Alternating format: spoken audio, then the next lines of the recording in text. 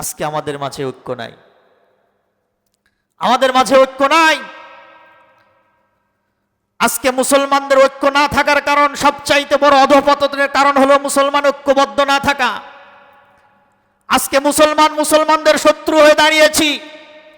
সামান্য কিছু মাসআলা ইখতিলাফের কারণে আমরা মুসলমানদেরকে দেখতে পারি না। মুসলমানদের উপর অস্ত্র ধরি, মুসলমানদের মাথায় আমরা গুলি ধরি। আজকে মুসলমান যদি ঐক্যবদ্ধ হয়ে যেত, ভ্রাতৃত্বের বন্ধনে আবদ্ধ হয়ে যেত, কাফের মুশরিক বেঈমানেরা, তাগুত শক্তিরা মুসলমানদের চোখ রাঙানোর তার সাহস পেত না। ঠিক কিনা জোরে বলে? তারা আমাদের উপর আঙুল তোলার সাহসও পেত না যে মুসলমানরা ঐক্য আছে। ইসলাম এসে এই যে নিজেদের মধ্যে শত্রুতামি, ভ্রাতৃত্ববোধ না থাকা, ঐক্য না থাকা, ইসলাম এসে সবাইকে একত্রিত করে ভাই ভাই বানিয়ে দিল। সুবহানাল্লাহ! কেমন যুগ উপহার দিল আল্লাহ পাক বলছেন। আল্লাহ রাব্বুল আলামিন কোরআনে হাকিমের মধ্যে বর্ণনা করেছেন, আইয়ামে জাহেলিয়াতের যুগে তোমাদের মধ্যে ভ্রাতৃত্বের কোনো বন্ধন ছিল না, তোমাদের মাঝে ঐক্য ছিল না, তোমরা একে অপরের শত্রু ছিলে। আল্লাহ রাব্বুল আলামিন বলেন, ওয়াযকুরু নি'মাতাল্লাহি আলাইকুম ইয কুনতুম আ'দাআন ফাআল্লাফা বাইনা কুলুবিকুম ফাসবাহতুম বিনি'মাতিহি ইখওয়ানা ওয়া কুনতুম আলা শাফা হুফরাতিম মিনান নারি ফানকাযাকুম মিনহা। আল্লাহ রাব্বুল আলামিন বলেন, ওই নিয়ামতের কথা তোমরা স্মরণ করো। আল্লাহ রাব্বুল আলামিন তোমাদেরকে যেই নিয়ামত দিয়েছিলেন, ওই নিয়ামতের কথা তোমরা স্মরণ করো। তোমাদের মাঝে ভ্রাতৃত্বের বন্ধন ছিল না, ভাইয়ে ভাইয়ে শত্রুতা ছিল, বায়ে ছেলে বাপের মাঝে যুদ্ধ চলতো, তো তোমাদের মাঝে কোনো ভ্রাতৃত্ব ছিল না, ঐক্য ছিল না, শত্রুতা শুধু ছিল। আল্লাহ রাব্বুল আলামিন কি করলেন? ইসলামের ছায়া তলে এনে ইসলাম এসে তোমাদেরকে একে অপরের মাঝে ঐক্যবদ্ধ করে দিলেন, ভ্রাতৃত্বের বন্ধনে আবদ্ধ করে দিলেন। এরপরে কি করলেন? ওয়া কুনতুম আলা শাফা হুফরাতিম মিনান নারি ফানকাযাকুম মিনহা। এবং তোমরা অপরাধ করতে করতে তোমাদের অপরাধের সীমা এমন পর্যন্ত পৌঁছায় গেছে যে তোমরা জাহান্নামের কিনারায় গিয়ে পৌঁছেছো। আল্লাহ রাব্বুল আলামিন তোমাদের জাহান্নামের কিনারা থেকে ধরে এনে জান্নাতের পথ দেখিয়েছেন। সুবহানাল্লাহ! যে আল্লাহ পাক তোমাদের অপরাধের সীমা এমন পর্যন্ত পৌঁছেছে যে তোমরা জাহান্নামের কিনারে পৌঁছেছো, এই বুঝি জাহান্নামের মধ্যে ডুব দিবে, পড়ে যাবে। আল্লাহ পাক সেখান থেকে ধরে এনে তোমাদেরকে জান্নাতের পথ দেখিয়েছে। তোমাদের মাঝে ভ্রাতৃত্বের কোনো বন্ধন ছিল না, ঐক্যের কোনো বন্ধন ছিল না, ভাইয়ে ভাইয়ে দ্বন্দ্ব, ছেলে বাপে দ্বন্দ্ব, নিজের পরিবারের মাঝে যুদ্ধ চলতো। এইগুলা থেকে আল্লাহ পাক তোমাদের মাঝে ভ্রাতৃত্বের এমন বন্ধন দিয়েছে যে তোমরা একে অপরের ভাই হয়ে গেছো। এখন আজকে দেখেন আমাদের পরিবারগুলোর দিকে তাকান, সমাজের দিকে তাকান, একে অপরের শত্রু। মুসলমান কিন্তু একে অপরের শত্রু। কিন্তু কেমন ভাই ছিল দেখেন, কেমন ভাই, কেমন আপন হয়েছিল ইসলাম গ্রহণ করার পরে, কেমন ঐক্যবদ্ধ ছিল আল্লাহ পাক বর্ণনা করেছেন। আল্লাহ রাব্বুল আলামিন সূরা মুহাম্মাদের মধ্যে রাব্বুল আলামিন বর্ণনা করেন, মুহাম্মাদুর রাসূলুল্লাহ ওয়াল্লাযীনা মাআহু আশিদ্দাউ আলাল কুফফার রুহামাউ বাইনাহুম। আল্লাহ রাব্বুল আলামিন বলেন, ইসলাম গ্রহণ করার পরে সাহাবায়ে আজমাইনরা, মানুষেরা কাফের মুশরিক বেঈমানদের ব্যাপারে তারা বড়ই কঠোর ছিল, তারা বড়ই শক্ত ছিল। কিন্তু মুসলমানদের ব্যাপারে একে অপরের রুহামা উবাইনাহুম, তারা একে অপরের ভাই ভাই হয়ে তারা জীবন যাপন করেছে। সুবহানাল্লাহ! তারা কাফের মুশরিক বেঈমানদের ব্যাপারে কঠোর ছিল, কঠিন ছিল, কিন্তু মুসলমান হিসেবে তারা ভাই ভাই, রুহামা উবাইনাহুম, মানে যেমন এক ভাই আর এক ভাই, তার চাইতে বেশি সম্পর্ক তাদের মাঝে ছিল। অর্থাৎ কাফেররা মুসলমানদের বিরুদ্ধে চোখ রাঙানোর তারা সাহস পায় নাই, এমনভাবে তারা ঐক্যবদ্ধ ছিল। আজকে মুসলমান কিন্তু কাফেরদের বিরুদ্ধে শক্ত না, মুসলমান বিরুদ্ধে শক্ত। আজকে আমরা শক্ত হয়েছি মুসলমানদের বিরুদ্ধে, কাফেরদের বিরুদ্ধে নরম। কাফেরদের বিরুদ্ধে আমরা আজকে নরম হয়ে গেছি। তাদের সাথে সম্পর্ক ভালো রাখতে হবে, তাছাড়া দেশে চলা যাবে না। কে আল্লাহ রাসূল সাল্লাল্লাহু আলাইহি ওয়াসাল্লাম চলেন নাই? আল্লাহ রাসূল সাল্লাল্লাহু আলাইহি ওয়াসাল্লাম সমাজ গঠন করেন নাই, রাষ্ট্র গঠন করেন নাই?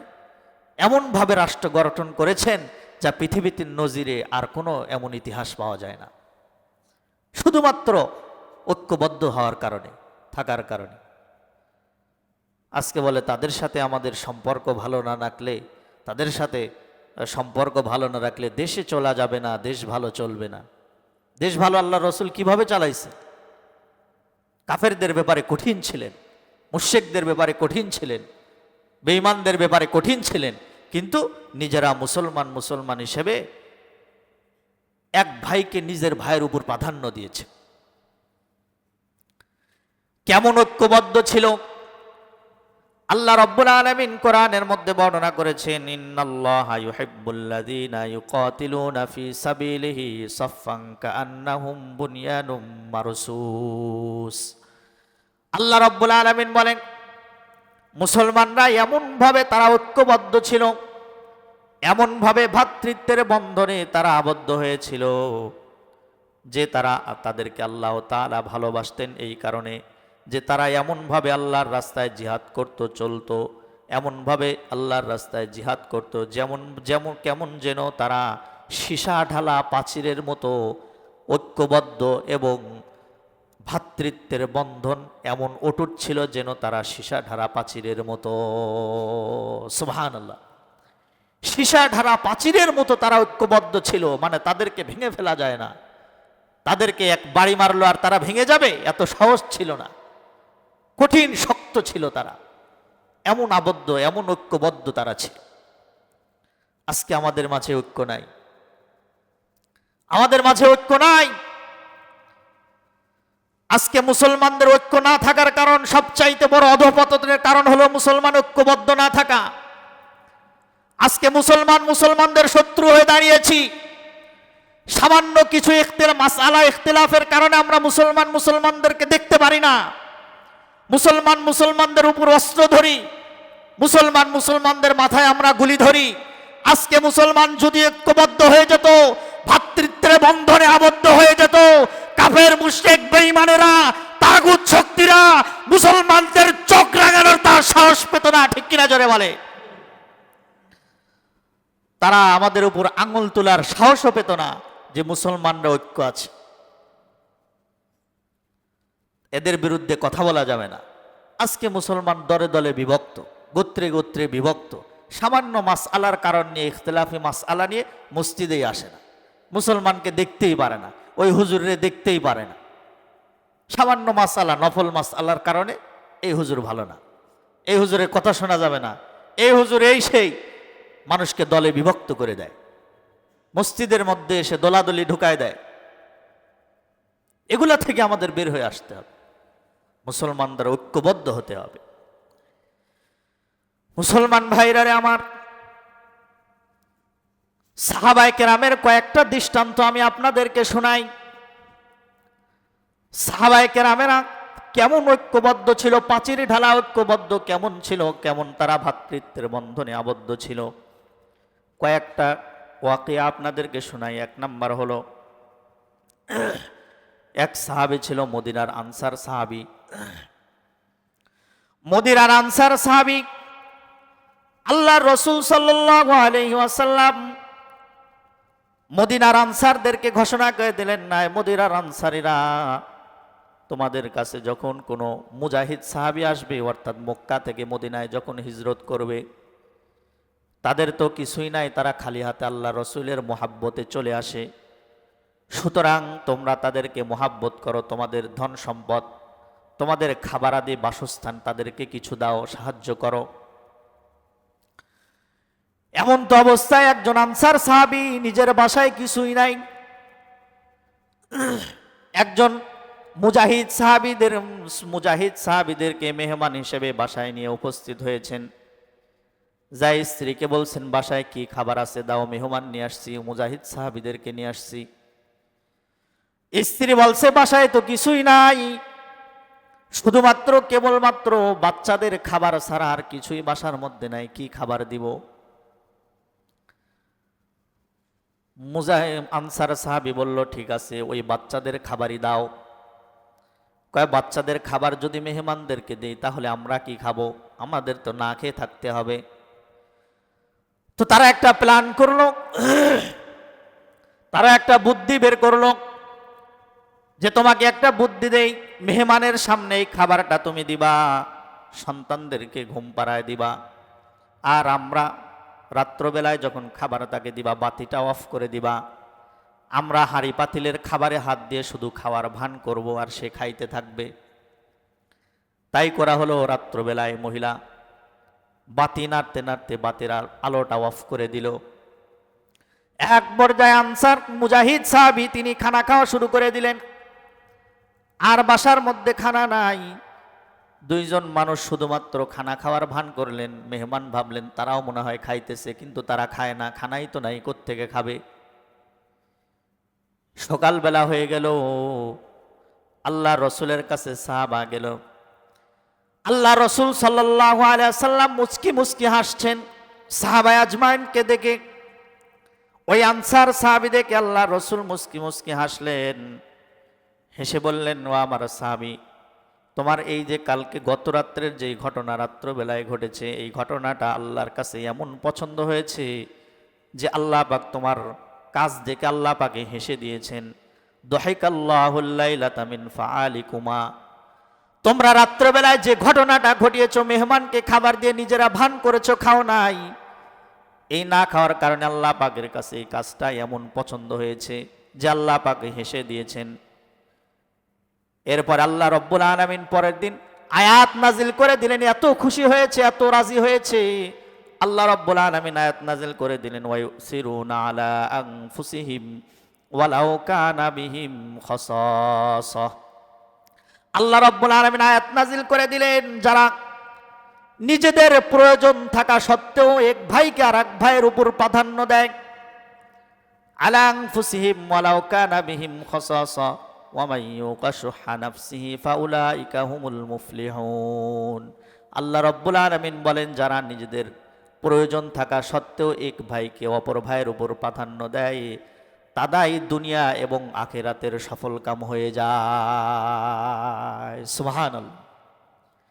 কেমন ভ্রাতৃত্ববোধ তাদের মাঝে ছিল, কেমন ঐক্যবদ্ধ ছিল, চিন্তা করেন।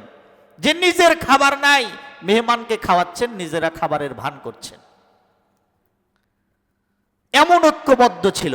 আর আমরা আজকের অবস্থা দেখেন, নিজেরা কিভাবে পেটুক হব, নিজেরা কিভাবে বেশি খাবো, অপর মুসলমান না খেয়ে মারা যাক, নিজেরা বেশি খাই, নিজেরা দেশের টাকা আত্মসাৎ করে অপর দেশে কিভাবে homework, second home, third home, fourth home বানান যায়, আর নিজের দেশের মানুষ ঝুপড়ি ঘরে থাকার জন্য পায় না।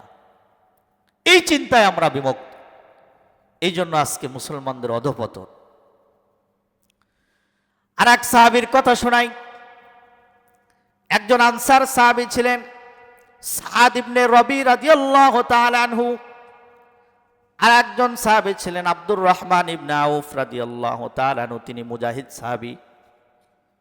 মুজাহিদ সাহাবীকে সাদ বিন রবি রাদিয়াল্লাহু তাআলা আনহু তিনি হাত ধরে বাসায় নিয়ে গেছেন। বাসায় নিয়ে যাওয়ার পরে যেই কথাগুলা তাকে বলছেন, ইতিহাসের পাতায় স্বর্ণাক্ষরে সেই কথাগুলা লেখা। সেই সাহাবীকে বলছেন, মুজাহিদ সাহাবীকে বলছেন, আকাসিমু কামালি, আয় আমার ভাই, আমার দিনী ভাই। প্রকৃত অর্থে কিন্তু আপনি আমার ভাই নন, কিন্তু আপনি আমার দিনী ভাই। আকাসিমু কামালি, আমার যত সম্পদ আছে, আমার যত অর্থ আছে, সবগুলা সম্পদ দুই ভাগ করে আজকে আপনাকে এক ভাগ আমি দিয়ে দিলাম। সুবহানাল্লাহ। আকাসিমু কামালি, আপনাকে আমার সম্পদের অর্ধেক আমি দিয়ে দিলাম আপনাকে। আর কি, ওয়া আনজালা লাকা আলা ইহদাম রাআতাইয়া, আর আমার দুইটা স্ত্রী আছে, একটা স্ত্রী আপনাকে আমি দিয়ে দিলাম, নিয়ে যান। এই হলো তাদের মধ্যে ভ্রাতৃত্ব বন্ধনে আবদ্ধ ছিল। আব্দুর রহমান ইবনে আউফ রাদিয়াল্লাহু তাআলা তিনি আল্লাহর কাছে দোয়া করলেন, আল্লাহ বারাকাল্লাহু লাকা ফি আহলিকা ওয়া মালিকা, আয় রব্বুল আলামিন আপনি আমাকে, আমি মুজাহিদ সাহাবী, আমার হাতে কিছুই নাই, কোনো সম্পদ নাই, অর্থ নাই, আমাকে সাদ বিন রবি রাদিয়াল্লাহু তাআলা আনহু তিনি আমাকে সম্পদ দিয়েছে, স্ত্রী দিয়েছে, বাসস্থান দিয়েছে, সুতরাং আয় আল্লাহ বারাকাল্লাহু লাকা সাদ বিন রবি রাদিয়াল্লাহু তাআলা আনহুর হায়াতের মধ্যে আপনি বরকত দিয়ে দেন, তার পরিবারের মধ্যে বারাকা দিয়ে দেন, তার সম্পদের মধ্যে রব্বুল আলামিন বরকত দিয়ে দেন। সুবহানাল্লাহ। তাহলে একটা সাহাবী কিছুই ছিল না, মক্কা থেকে খালি হাতে এসেছে। আনসার সাহাবী নিজের মধ্যে ভ্রাতৃত্ব এমন ছিল, এমন ঐক্যবদ্ধ তারা ছিল যে নিজের অর্ধেক সম্পদ ওই ভাইকে দিয়ে দিছে, অথচ নিজের কোনো রক্তের ভাই না, শুধুমাত্র দ্বীনি ভাই হওয়ার কারণে। আজকে কয়জন মুসলমান আছে এরকম বলেন, যে এক ভাই বিপদে পড়ছে নিজের সম্পদ দিয়ে বিপদ থেকে রক্ষা করি? হ্যাঁ রক্ষা করি বলে, সম্পদ 1 লাখ টাকা দিলে পারে সুদ দিতে হবে 20,000। এটা হলো মুসলমানদের স্বভাবে পরিণত হয়েছে। অপর ভাই বিপদে পড়ছে, হ্যাঁ চিকিৎসার জন্য টাকা দিব না কেন, 1 লাখ টাকা দিব, 20,000 টাকা সুদ দিতে হবে। এই হলো মুসলমানদের অবস্থা।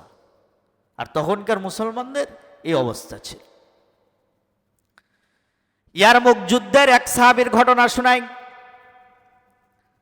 যুদ্ধের মধ্যে যুদ্ধ করতে করতে 3 জন সাহাবী ক্লান্ত হয়ে গেছে, পরিশ্রান্ত হয়ে গেছে।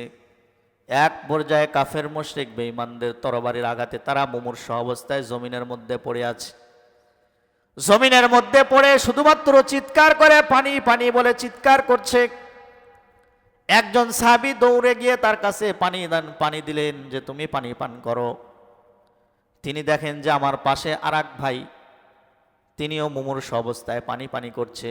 তিনি বলছে আমাকে পানি দিও না, আমার ভাই পানি পানি করছে, তাকে পানি দাও। তার কাছে গেছে, সে বলছে আমার পাশে দেখো আরেকজন পানি পানি করে চিল্লাইতেছে, তাকে পানি আগে দাও। তাহলে দেখেন জীবন চলে যাইতেছে, তারপরেও নিজের ভ্রাতৃত্ব ঐক্য এমনভাবে তারা পাচির হয়েছিল, নিজের জীবনের বিনিময়ে হলেও অপর ভাইকে পানি দিয়ে আগে বাঁচিয়ে দাও। সুবহানাল্লাহ। কেমন তাদের মাঝে ভ্রাতৃত্ব ছিল, কেমন তাদের মাঝে ঐক্য ছিল, যে জীবন চলে যাচ্ছে তারপরে বলছে অপর ভাইকে আগে দাও, আমাকে পরে দাও। আর আমরা পেটুক পাটি, কিভাবে আগে খাওয়া যায়, কিভাবে আগে সম্পদ গড়ে নেওয়া যায়, আর অপর মুসলমানকে কিভাবে ঠকানো যায়, সেই ধান্দা।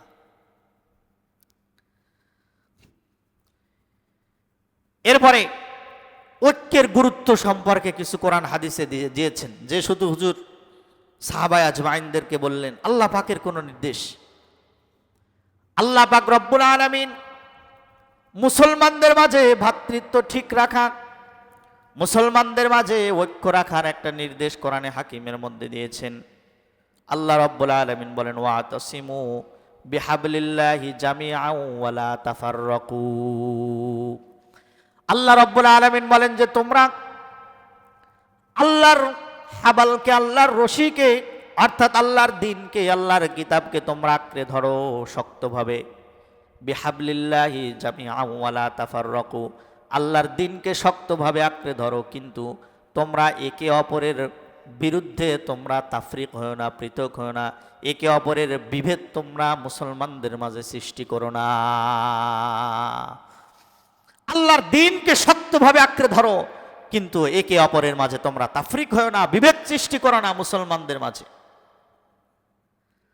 আল্লাহ বলেন যদি তোমরা বিভেদ সৃষ্টি করো তাহলে কি হবে?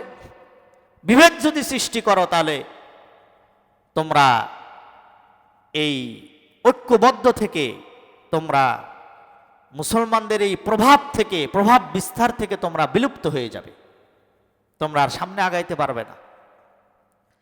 আল্লাহ রাব্বুল আলামিন বলেন, ওয়াতিউল্লাহ ওয়া রাসূলাহু ওয়া লা তানাযাউ ফাতাফশালু ওয়া তাযহাবা রিহুকুম ওয়াসবিরু। আল্লাহ রাব্বুল আলামিন বলেন তোমরা আল্লাহ এবং আল্লাহর রাসূলের অনুগত্য করো।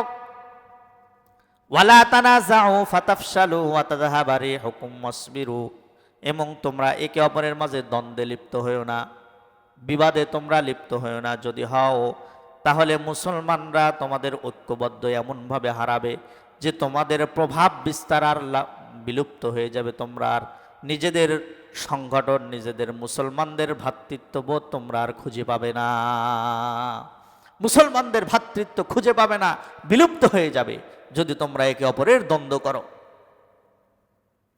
দ্বন্দ্ব করা, মুসলমানদের মধ্যে দ্বন্দ্ব করা, এটা ইহুদি খ্রিস্টানদের কালচার। আল্লাহ রাব্বুল আলামিন বলেন, ওয়ালা তাকুনু কাল্লাযীনা তাফাররাকু ওয়াখতালাফু মিন বাদি মা জাআহুমুল বায়িনাত।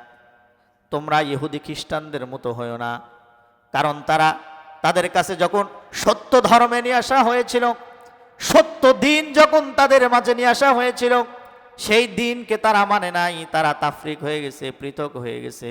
তারা একে অপরের মাঝে দ্বন্দ্ব সৃষ্টি করেছে, কেউ মেনেছে কেউ মানে নাই, একে অপরের মাঝে পৃথক হয়ে গেছে, দ্বন্দ্ব সৃষ্টি করেছে। সুতরাং মুসলমান তোমরা ওই কাফের মুশরিক বেঈমানদের মতো, ইহুদির মতো হয়েও না। একে অপরের মাঝে দ্বন্দ্ব লিপ্ত হয়ে তোমাদের ঐক্যবদ্ধ এবং তোমাদের ভ্রাতৃত্ববোধ তোমরা হারায়ও না। তোমরা তাদের মতো হয়েও না, তাহলে কিন্তু তোমাদের ভ্রাতৃত্ববোধ, তোমাদের ঐক্য নষ্ট হয়ে যাবে। এটা তো ইহুদি খ্রিস্টানদের স্বভাব। এরপরে আল্লাহ রসুল বলেন যে মুসলমানদের ঐক্যবদ্ধ থাকার কিছু হক রয়েছে, যে মুসলমানরা এই হকগুলো আদায় করলে মুসলমানরা ঐক্যবদ্ধ থাকতে পারবে। এক নাম্বার হলো মুসলমানদের পিছনে নিন্দা না করা, অর্থাৎ গীবত, শিকায়াত, পরনিন্দা মুসলমানের না করা। আল্লাহ রসুল সাল্লাল্লাহু আলাইহি ওয়াসাল্লাম বলেছেন, তোমরা যদি এই কাজ করো, মান জাহাবান ইরদা আখিহি ফি বিল গীবাতি কানা হাক্কান আলাল্লাহি আন ইউতিকাহু মিনান নার। আল্লাহ রসুল বলেন, তোমরা যদি মুসলমানের পিছনে কোনো পরনিন্দা না করো, অপমানিত শব্দ না করো, পরনিন্দা সব ব্যবহার না করো, তাহলে আল্লাহ রাব্বুল আলামিন এর বিনিময়ে কানা হাক্কান আলাল্লাহি আন ইউতিকাহু মিনান নার, এর বিনিময়ে তোমার বডিটাকে জাহান্নামের আগুনের জন্য হারাম করে দিবেন। সুবহানাল্লাহ। যে তোমরা একে অপরের পরনিন্দা থেকে পিছনে পরনিন্দা না করো, তাহলে তোমাকে আল্লাহ পাক জাহান্নাম থেকে মুক্তি দিয়ে দিবেন। এরপরে জানমালের নিরাপত্তা দেয়া, 5টি হক অপর ভাইয়ের উপর। আল্লাহ রসুল সাল্লাল্লাহু আলাইহি ওয়াসাল্লাম বলেন, হাক্কুল মুসলিমি আলাল মুসলিমি খামসুন। এক মুসলমান আর এক মুসলমানের উপর 5টি হক রয়েছে। 1 নাম্বার হলো রদ্দুস সালাম, সালাম দিলে সালামের জবাব দেয়া। কিন্তু আজকে মুসলমান যদি সালাম দেয়া হয়, কিন্তু সালামের জবাব বড়লোক হইলে কপাল কুঁচকে ফেলে, সালামের জবাব মাথা নাড়ায় দেয়, কিন্তু জবান দ্বারা সালামের জবাব দেয় না। ঠিক কিনা বলেন?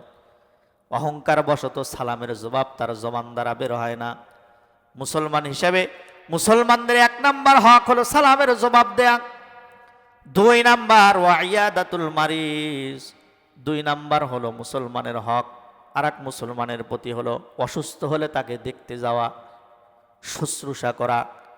3 নাম্বার হলো ওয়াত্তিবাউল জানাইজ, 3 নাম্বার হক হলো জানাজায় উপস্থিত হওয়া, তারা জানাজার নামাজের মধ্যে উপস্থিত হওয়া। 4 নাম্বার ওয়া ইজাবাতুদ দাওয়া, 4 নাম্বার হলো মুসলমান কেউ দাওয়াত দিলে তার দাওয়াতকে কবুল করা, গ্রহণ করা। 5 নাম্বার ওয়া তাশমিতুল আতিশ, 5 নাম্বার হলো হাসি দিলে কেউ হাসির উত্তর দেয়া।